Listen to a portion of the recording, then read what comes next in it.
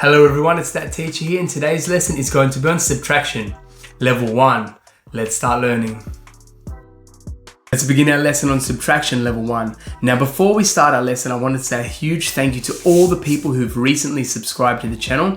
It's super motivating and really exciting for me to start seeing people like my content and see my content. So thank you very much. So let's begin the lesson. Subtraction is the process of taking away one number away from another. So as you can see here, 2 teachers take away 1 teacher is 1 teacher. So let's get on with the lesson. Now, one of the secret recipes for success in maths is having neat numbers in your books. I know that sounds like a simple thing, but students often have books which look like this. Now, when your numbers are set out like this, as I've said in all my other lessons, it's so easy to make simple mistakes.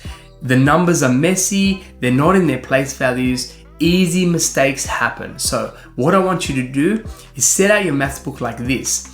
As you can see, go down the place values. 4 take away 4 is 0, 7 take away 3 is 4. So having a neat book is one of the secrets to success when it comes to maths. Let's move on with the lesson. The first strategy involves numbers which can be counted on your fingers. So starting in the right hand side, or the ones column, is 8 take away 3. Hold up 8 fingers and just take away 3. So one thing I don't want you to do is this. Students often make this mistake. They say 8 and they count down saying the 8. So for example, 8, 7, 6. Counting the 8 like I just did then will lead to a mistake. You only need to move your fingers if you're counting down like that when you move to a new number. So say the number 8 and then 7, 6, 5 would be the number. Do the same thing with the 5. 5, 4, 3. Because if you went like this, 5, 4, you would make a mistake. So say the number and only move a finger, adding a finger when you move a number. So 5 take away 2. 5, 4, 3. So that's just a simple little trick to make less mistakes when you're subtracting. The next strategy is called borrowing. Now, borrowing happens when you can't subtract the numbers without going negative. So what I mean by that is, starting in the ones column, the 2 take away 5. Imagine I said to you, hold up 2 fingers. Now take away 5 of them.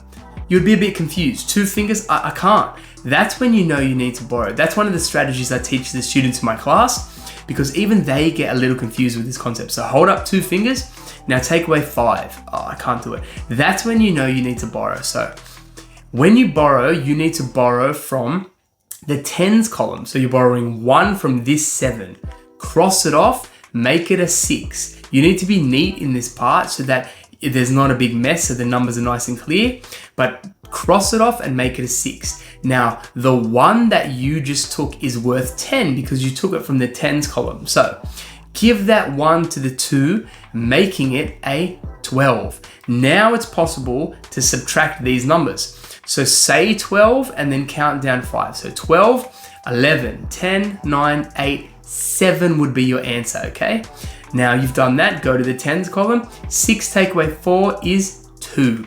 So that is a simple way to borrow, and just remember following those steps and you will have no problems.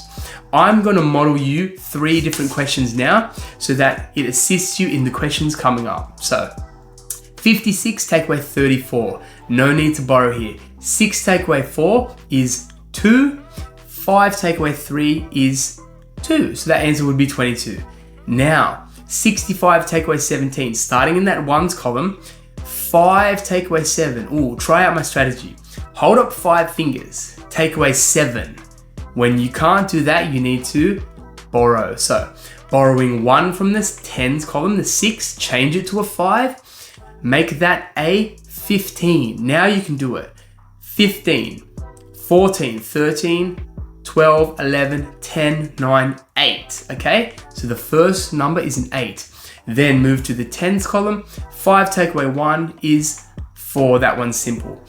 Moving on to the final question, 93 take away 39. Remember my strategy. 3 take away 9. Ooh, hold up 3 fingers. Now take away 9 of them. I can't do it, so I need to borrow. borrow 1 from the 9, crossing it off, making it an 8, and giving that 1 to the 3, making it 13. 13 take away 9. Say 13, 13, 12, 11, 10, 9, 8, 7, 6, 5, 4. So I've held up 9 fingers there. The answer would be 4. Moving to the tens column, 8 take away 3, 8, 7, 6, 5. So we're counting down there. Your answer would be 54. So hopefully those strategies have helped you. Subtraction is one of those tricky ones that you really need to be careful and think about the processes involved for success. So this is your questions now.